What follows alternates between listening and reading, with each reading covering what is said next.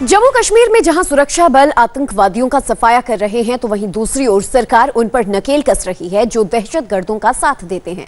आतंकियों को बचाने के लिए पत्थरबाजों की जमात तैयार करने वाले हैं और जिनके दिल में पाकिस्तान बसता है।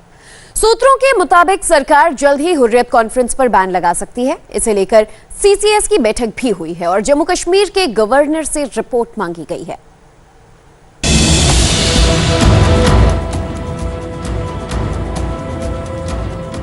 बंद होगा सैयद अली शाह गिलानी का हुक्का पानी। मीर वाइस फारूक की आजादी भी खत्म होगी। अब्दुल गनी बट पर भी चलेगा बैन का हंटर।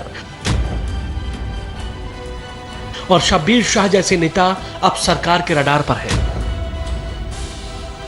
मतलब ये कि हिंदुस्तान की खाने वाले और पाकिस्तान की बजाने वाले हुर्रियत कॉन्फ्रेंस के ऐसे तमाम नेताओं पर लगाम लगाने का टाइम आ गया है। खबर है कि सरकार हुर्रियत कॉन्फ्रेंस पर बैन लगाने वाली है।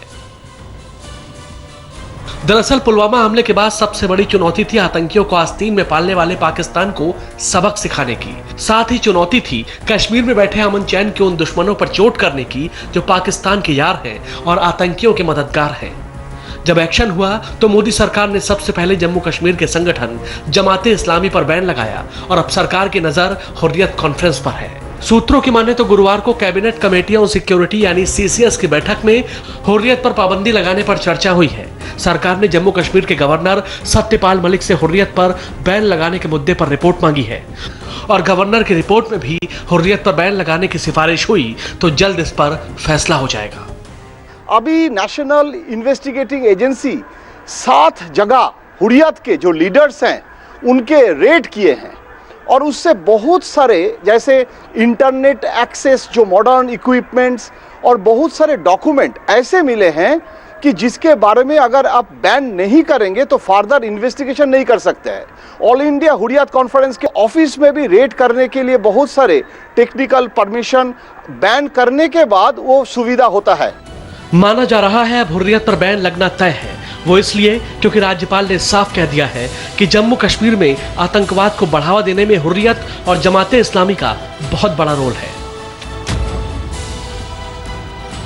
हमने हुर्रियत और इसी तरह के जो लोग इन कामों को सपोर्ट करते हैं उन 170 लोगों को गिरफ्तार किया है। जमाते इस्लामी को हमने बैन किया है चूंकि जमाते इस्लामी फाउंटेन हेड है टेररिज्म का। वो रेडिकलाइजेशन करते हैं, बच्चों को बहकाते हैं, जन्नत का ख्वाब दिखाते हैं और in the name of education और चैरिटी वो यही काम करते हैं। वैसे अलगाववादी नेताओं को यह अंदाजा है कि हिंदुस्तान के साथ गद्दारी और पाकिस्तान के साथ यारी अब और नहीं चलेगी, क्योंकि पुलवामा हमले के बाद 18 अलगाववादी नेताओं की सुरक्षा वापस ली जा चुकी है। फिर जम्मू कश्मीर लिबरेशन फ्रंट के चीफ यासीन मलिक को पब्लिक सेफ्टी एक्ट के तहत गिरफ्तार कर कोट भलवाल जेल भेज दिया गया है, तो अब हुर्रियत की हालत खराब हो गई है। इसलिए आज हुर्रियत ने जमाते इस्लामी पर बैन और यासीन मलिक की गिरफ्तारी के विरोध में एक दिन का बंद बुलाया है। वैसे जमाते इस्लामी पर बैन के विरोध में सिर्फ अलगाववादी नहीं है, बल्कि पूर्व सीएम महबूबा मुफ्ती भी हैं, जिनकी अगुवाई में कश्मीर के कई हिस्सों में उस संगठन पर बैन के खिलाफ प्रदर्शन किया जा रहा है जो लोगों के दिलो दिमाग में आतंक का जहर घोलता है।